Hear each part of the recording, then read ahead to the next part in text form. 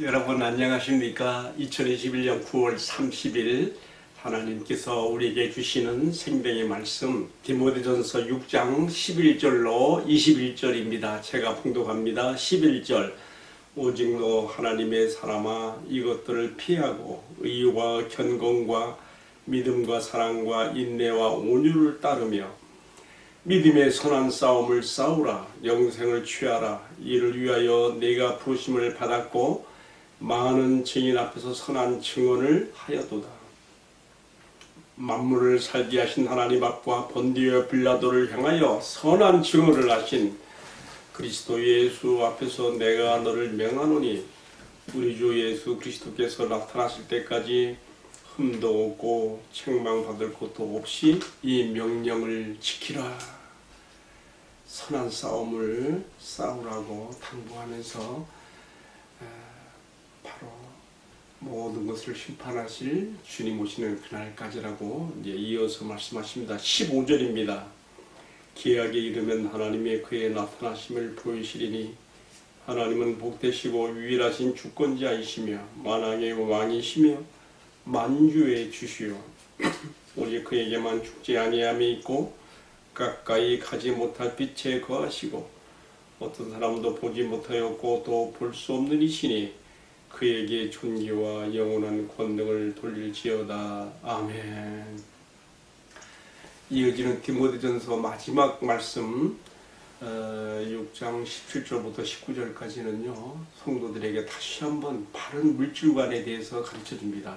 17절입니다. 네가 이 시대에서 부한 자들을 명하여 마음을 높이지 말고 정함이 없는 재물에 소망을 두지 말고 오직 우리에게 모든 것을 후히 주사 누리게 하신 하나님께 두며 선을 행하고 선한 사업을 많이 하고 나누어 주기를 좋아하며 너그러운 자가 되게 하라. 이것이 장래에 자기를 위하여 좋은 터를 쌓아 참된 생명을 취하는 것이니라. 아멘. 풍성한 말씀을 중심으로 많은 주제들이 나오지만 특별히 성도가 가져야 될 바른 물질관이라는 제목으로 말씀을 나누고자 합니다. 바울은 로마 감옥에서 풀려나온 후에 네 번째로 제4차 전도 여행을 떠나게 됩니다. 정말 세상은 넓고 복음 전할 곳은 너무 많아서 바울은 어느 한 지역에 지역교회에만 머물 수 없는 선교사적인 그런 소명을 가지고 마케도니아 지방 오늘날로 말하면 그리스 쪽에 마케도니아 유럽 쪽으로 가면서 디도에게는 크레데 섬의 목회자로 크레데 섬에도 교회가 세워진 것 같아요. 또 디모데에게는 에베소 교회 목회자로 이렇게 세우고 떠나게 됩니다. 우리가 1장 3절에서 이 점을 엿볼 수가 있죠. 오늘 디모데전서 마지막 말씀인데요. 1장부터 6장까지 오는 동안에 바울은 이 교회를 개척하면서 양육과 또 교회의 행정을 어떻게 할 것인지 등등 여러 가지 필수적인 내용들을 편지에 써서 디모데에게 보냈는데요. 주님께서는 바울의 이 편지를 통해서 그 당시 디모데에게 뿐만 아니라 오고 오는 모든 시대의 지상교회 목회자들에게도 주시는 말씀이며 더 나아가서 각각의 교회에 속한 성도들의 이 말씀 속에 깃들어 있는 주님의 뜻을 잘 깨닫고 따르게 되기를 바라는 것을 이 말씀 속에서 이해하게 됩니다. 저는요 오늘 디모데전서 오늘 본문의 묵상을 좀 잘 해보기 위해서 솔직히 어제 제가 6장 11절부터 16절까지를 모두 정말 수없이 읽으면서 암송을 다 해서 오늘 본문의 묵상으로 올리려고 생각했는데 막상 묵상의 자리에 앉으니까 이 말씀보다도 다 쓰려가면 지면이 부족하고 시간이 부족하지요. 제가 암송까지 해가면서 외웠던 이런 말씀보다는 암송하지 않았던 6장 17절에서 21절까지 말씀을 마음에 부담을 주시더라고요. 물질에 대한 이야기가 하는 게 쉽지 않아요. 교회에서도 돈에 대한 설교 가급적 안 하지 않습니까?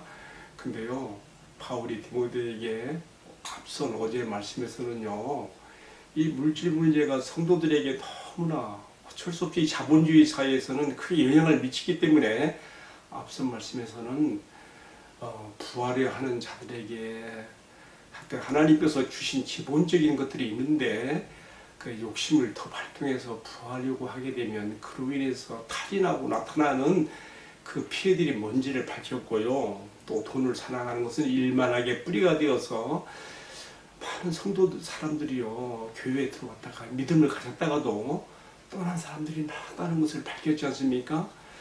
그런데 오늘 디모데전서 마지막 말씀을 마치면서 다시 한번 또 이 물질에 대한 얘기가 나와요. 그만큼 이 물질이 성도들의 삶에 하나님이 나의 주인이시냐, 물질이 나의 주인이냐, 이 갈등 속에서 있기 때문에 참 중요하게 이렇게 주시는 말씀으로 생각합니다. 제가 사실은 오늘 이 말씀이 아니고 오늘 본문 전반부의 말씀을 제가 다음 손까지 다 하고 묵상해서 올리려고 하다가 그건 내려놓고 암송하지 못했지만 이 말씀 하나님께서 제 마음에 주시는 감동대로 몇 가지를 나오려고 합니다. 자, 보십시다. 바울이 디모데를 통해서 성도들에게, 특별히 교회 안에 돈이 많다고 하는 부자들에게 이 말씀을 하라 그랬어요. 뭐라 했습니까?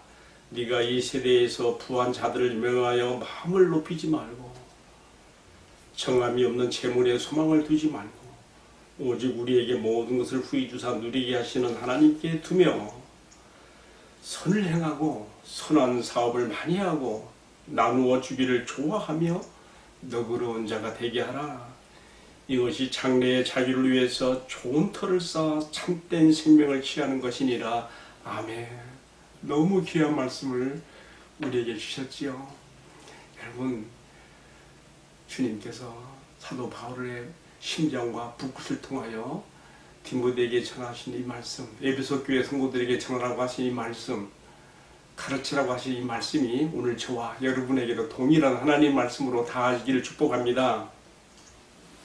바로 앞선 말씀에서 바울은 디모데에게 하나님의 말씀을 바로 이해하지 못하고 참 경건에 속한 예수 그리스도와 그의 교훈에 대한 것들은 제쳐놓고 엉뚱한 것을 가르치며 이 변론과 그런 쟁투를 입삼는 거짓 교사들, 이단들에 대해서 경계하며 또 그들은 이런 경건에 속한 것들을 자기들의 이익의 방도로 사용한다는 것을 지적하면서 디모데에게 너는 모든 것을 피하여 바른 목회 지침을 따르라고 이렇게 했는데요.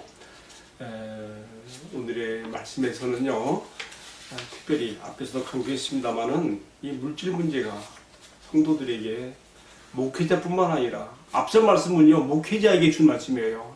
목회자가 돈 때문에 재물에 매여서 그 목회를 그르치지 않도록, 여러분 발람 선지자가 그러지 않았습니까?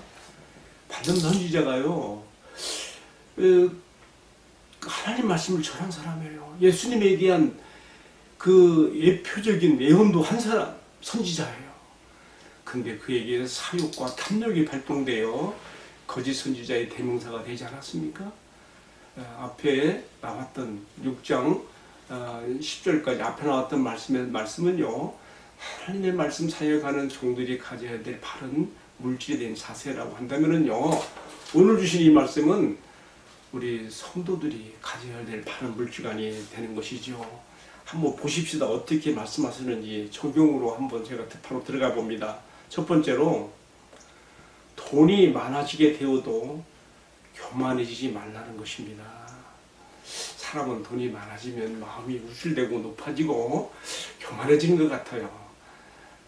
그러나 왜 그렇게 해서는 안 되냐? 하나님께서는 한 방에 훅 불어서 날려버릴 수도 있는 분이십니다. 그러니 너는 정함이 없는 재물에 소망을 두지 말고 우리에게 모든 것을 후히 주사 누리게 하신 하나님께 너의 소망을, 너의 마음을, 너의 시선을 고정해야 된다. 그렇게 가르치고 있는 것입니다. 두 번째로 또 어떻게 가르치고 있습니까? 너에게 재물이, 돈이 많이 있다면 너는 그것을 많이 받은 자의 책임으로 알아야 된다. 다시 말하면 그건 너의 것이라고 해서는 안 된다. 하나님께서요, 혹 불어버리시면 한 방에 가요. 우리가 욥기서 10월 달부터 보니까 욥기 묵상으로 들어가더만요. 욥기에 나오는 묵상의 말씀 보십시오. 사실 욥이 받은 시험은요, 그가 잘못해서 받은 시험이 아니에요. 그가 잘못했기 때문에 그런 진앙이 온 것이 아니죠. 하나님의 명예가 걸려있는, 지금 욥은 몰라요. 하나님과 사단 사이에 오고 나눈 대화가 나오지 않습니까? 욥의 그 순전한 신앙, 사단을 말하지요. 그에게 많은 물질을 주시고, 그 하나님께서 그의 산업을 울타리로 둘러주신 것이 보호해 주시고 축복하시니 그런 거 아니겠습니까? 하나님께서 그래, 그렇다면 한번 물질을 거둬보아라. 그의 육신의 건강도 거둬보아라. 그러나 생명을 해하지 말라. 여러분, 욥에게 왔던 이 시련, 그것은 하나님의 명예가 걸려있는 시련이었습니다. 여러분, 우리가 나의 죄 때문에 받는 시험보다는 그래서는 안 되겠죠. 하나님의 명예를 건 그런 시련에 우리가 쓰임받는, 좀 두려운 말씀입니다만 그런 수준으로 가면 좋겠다 생각도 해보게 되는 것이죠. 자, 제가 이제 무슨 말씀 드리다가 이런 말씀이 나왔습니까? 욥에게 있었던 그 많은 재물들도요, 하나님께서 사단에게 허용해서 한번 없애보라고, 하나님의 허용적인 그런 범위 안에서 하나님께서 없어지게 하시니까 그 많은 재산도 하루아침에 없어졌어요. 그래서 말하는 것입니다. 너희가 지금 돈이 많이 있느냐, 재물이 많이 있느냐, 그러면 그것은 너에게 지금 하나님이 주신 기회이다. 많이 가진 만큼 책임도 있는 것이다. 네가 선한 사업을 많이 하고 나눠주기를 좋아하며, 또 이렇게 나눠주기 위해서는 네가 너그러운 사람이, 너그러운 마음의 소유자가 되어야 한다는 것을 오늘 말씀에서 이야기하고 있지요. 자, 여러분, 제가 오늘 이 말씀을 묵상하다가 어제 제가 올렸던 유튜브 영상 말씀에서 솔직히 마음에 좀 걸리는 게 있었어요. 이단이나 거짓 교사들이 하는 행태처럼 경건을 자기 이익의 방도로 사용하지 않기 위해서 나는 유튜브 방송 설교하면서 영상 자막에 온라인 은행 구자 번호를 올리지 않는다, 나 이렇게 썼는데요. 나 이거 써놓고서 어제 하루 종일 마음이 무거웠다고요. 왜냐면요, 사실 교회의 어떤 그 사역지가 없이 담임 목회직을 하지 못하고 유튜브로만 방송 설교 하시는 분들도 많이 있거든요. 제가 혹시 내가 올린 이 영상의 그 내용과 자막 글이, 생산 게시판의 글이 혹시 그런 분들에게 상처가 되지 않았을까, 그런 마음에 걱정도 좀 들더라고요.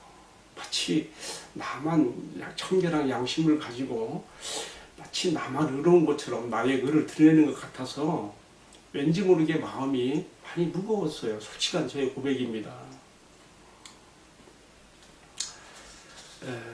그래서 주님 앞에 한번 나 자신도 한번 내 점검해 봤어요. 그럼 나는 진짜 어떤가? 내 속마음은 정말 어떤가? 솔직히 제 마음에도 내가 이런 말씀 사역을 하면서 후원을 받아서 하고 싶다는 마음이 왜 없겠습니까? 솔직히 있는 것이죠. 제가 이미 한 번 했던 방송이고 나간 글이기 때문에 뭐 다시 삭제하거나 되돌릴 수는 없습니다만은, 그러나 오늘 말씀을 제가 이렇게 나누게 되면서 특별히 오늘 말씀이 성도들의 바른 물질관에 대해서 가르치고 있는 것이기 때문에 제가 이 말씀을 하나하나 적용을 해보고 싶은 것입니다. 바울은 지금 디모데에게 교회에서 돈 얘기하는 것이 쉽지 않은 거 한다. 특별히 돈 많은 사람들이 교회에서 차지하고 있는 위상과 위치가 있는데 그런 사람들 향해서 돈 얘기하는 것이 어려운 줄 안다. 그러나 이것은 성도들의 영원한 생명과 그들이 받을 하늘의 상급을 좌우하는 중요한 문제이기 때문에 말하라고 명령으로 하는 것처럼 저도 오늘 그래서 이 물질에 대한 말씀을 제가 이렇게 지금 적용과 교훈으로 하게 되는 것입니다. 다시 한번 정리하는 것은요. 첫 번째로요. 돈은 있다가도 없어지고 없다가도 또 생길 수 있는 것이니까 이렇게 유동성이 많은 물질에 나의 소망을 두고 마음을 두게 된다면 어떻게 되겠느냐. 지금 돈이 조금 있다고 마음이 우쭐하고 교만해지지 말고 어제나 오늘이나 영원토록 동일하신 하나님께 너의 소망을 두어라. 참 지금 디모데가 이 물질관에 대해서 에베소 교회에서 이렇게 전하게 되는데요. 성도들이 어떻게 받아들일지 모르겠습니다만 여러분 그렇습니다. 돈이 많은 것 때문에 거기에 의지해서 자신을 작용해서는 안 됩니다. 그렇기 때문에 하나님을 의지하지 않게 되지요. 내가 내 통장에 돈을 많이 쌓아둠으로써 그것을 의지한다면은 글쎄요. 하나님께서 예수님께서 말씀했잖아요. 어리석은 부자의 비유를 통해서 이 부자야 네가 쌓은 그 모든 것이 이 밤에 너의 생명을 거둬가면 네 것이 되겠느냐. 그렇습니다. 우리는 오늘이나 내일이나 영원토록 변함이 없으신 하나님을 의지하며 나의 현재뿐만 아니라 나의 장래에도 관심을 가지신 하나님을 의지해야 됩니다. 들의 들풀들 풀 한 포기까지도 이렇게 입히시고 돌보시는 하나님, 그 자상하신 하나님, 너희 머리털 하나까지 다 세신 바 되신 그 하나님께 의지하고 너희 삶을 이루어가라고 하시는 것이죠. 자, 두 번째로는요. 지금 네가 가지고 있는 돈이 어떻게 될지 모른다 이거예요. 응? 지금 하나님께서 네 손에 맡기신 돈이 있을 때에 이것이 하나님께로부터 나에게 온 것이며 하나님께서 주신 기회이니 이 하나님의 돈을 잘 관리하고 맡은 청지기의 자세를 가지고 이 돈을 이용하여 선을 해가며 선한 사업을 많이 하고 하나님의 인재와 자비의 손길을 펴서 나눠주기를 좋아하며 너그러운 자가 되어 하나님께 드려진 것이 되게 하라 이렇게 말하고 있습니다. 저는 오늘 말씀 묵상하다가 또 하나 떠오른 게 있어요. 잠언 19장 17절에 보게 되면요. 우리가 하나님께 돈 구워주는 방법이 있더라고요. 뭡니까? 가난한 자를 불쌍히 여기는 것은 여호와께 구워주는 것이니 반드시 그의 선행을 갚아주시리라. 야, 은혜에 투자하는 것 이상으로요. 은혜에 저축하는 것 이상으로 우리가 하나님 앞에 돈을 모아드리는 좀 인간적인 표현으로 썼습니다. 잠언 기자가요. 비결이 무엇입니까? 선한 사업에 부하고 나눠주기를 좋아하며 하나님 나에게 흘러 들어오게 하신 하나님의 그 물질을 내가 또 내보내서 계속해서 쌓아지게 하고 계속해서 흘러가게 하는 그런 융통의 삶을 살아야 할 것을 가르치고 있는 것이죠. 중요한 것은요. 세 번째 나옵니다. 이것이 장래 자기를 위해서 좋은 터를 쌓는 것이 되고 참된 생명을 취하는 것이라고 19절에 가르쳐주고 있습니다. 여러분 바울은 지금 우리의 그런 선행이 나를 구원하는 것으로 말하는 것은 절대 아닙니다. 여러분 구원은 전적으로 하나님의 은혜요 하나님의 택하심으로 우리가 받는 것을 우리가 알고 있습니다. 그렇다면 여기 지금 이것이 장래 자기를 위해 좋은 터를 쌓아 참된 생명을 취하는 것이라 어떻게 우리가 이해해야 되겠습니까? 이것은요 구원은 하나님의 전적인 은혜요 선물로 받는 것이지만 내가 주님을 만나게 되는 그날, 주님 앞에 서게 되는 그날, 내가 인생을 살아온 것에 대해서 결산하고 회개하게 되는 그날, 내가 받을 하나님 앞에서의 위로와 칭찬과 상급은 하나님께서 나에게 맡겨주신 것들에 대해서 내가 어떻게 사용하였는지에 대해서 나의 선행과 공력에 따라서 좌우될 수 있다는 것을 분명히 가르쳐 주고 있는 것입니다. 이것은 지금 바울만 이렇게 말하는 게 아니죠. 예수님도 마태복음 25장에서 그날에 양과 염소를 가르며 양들에게 또 염소들에게 한 말씀에서도 이런 말씀을 하신 것이 있습니다. 어쨌든 중요한 것은요, 구원은 하나님의 전적인 은혜로 받지만은 우리가 하나님 앞에 가서 받을 칭찬과 상급은 내가 하나님께서 나에게 맡겨주신 것들에 대해서 어떻게 사용했는가, 어떻게 관리했는가, 어떻게 나눴는가에 필요한다는 점을 우리가 반드시 마음에 새겨 주셔야 되겠습니다. 이제 오늘의 말씀을 마치면서요, 제가 예수님께서 자주 찾아가시고 예수님께서 그리운 향수로도 마음에 가지셨던 갈릴리 바다 이야기가 생각났어요. 여러분, 갈릴리 바다가 어떤 바다입니까? 본래는 갈릴리 호수지요. 근데 왜 바다라 부르는가 하면요, 바다처럼 너무 크기 때문에 그렇게 이제 불렀는데요. 티베리아 바다라고도 불렀지요. 예수님께서 대갈릴리 전도사에 갈 때에 배를 타시고 이곳저곳 갈릴리 바다의 넓은 지역을 해상교통을 이용해서 많이 다녔어요. 도보로 다니는 것보다 이렇게 다녔어요. 예수님께서 가버나움에 가서 이렇게 갈릴리 나사렛 마을에 사시다가 본격적인 전도사에게 들어가면서 가버나움 이사 가셨는데요. 왜 그랬을까요? 나사렛 지역은요, 구릉의 언덕 지역에 말하자면 큰 농토가 많은 그런 지역이 있지만은요, 가버나움은 갈릴리 바다의 큰 항구 도시였거든요. 거기서 해상 교통이 잘 되어서 원하는 곳으로 다녀요. 갈릴리 바다와 예수님은 너무 밀착 관계예요.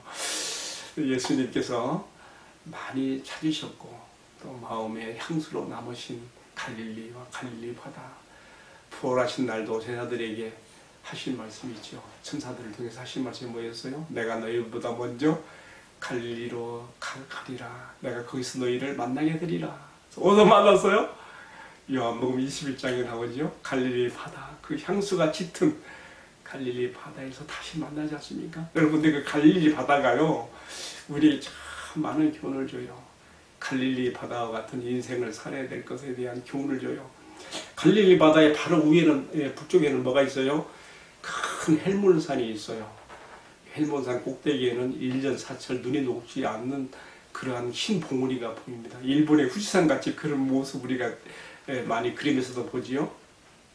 그런데 거기서 계속 조금씩 녹아 흐르는 물들이 계속 흘러내려가지고 갈릴리 바다로 들어가는 것이죠. 그래서 갈릴리 바다는요, 헬몬산의 눈 녹은 물을 받아들여가지고 항상 맑고 청정한 바다를 유지하면서 많은 어족들이 서식하지요.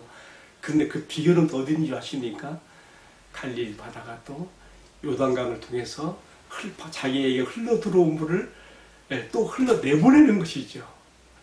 그래서 흘러 들어오고 흘러내보내고, 그래서 이렇게 갈릴리 바다가 많은 어족들이 풍부하고 맑음을 유지할 수 있는 것을 보게 되는 것입니다. 여러분, 우리의 신앙과 삶에서도 특별히 물질관에 대해서 우리가 이처럼 갈릴리 바다처럼 하나님의 은혜와 축복으로 나에게 흘러 들어온 것들을 또한 내가 움켜쥐지 않고 내가 막아놓지 않고 또 흘러내려가게 하게 함으로써 항상 하나님의 풍성함을 우리가 경험하는 은혜와 축복이 있게 되기를 우리가 소원하는 것입니다. 여러분, 우리의 좁은 인간적인 소견으로 하나님의 무한 능력을 제한해서는 안 됩니다.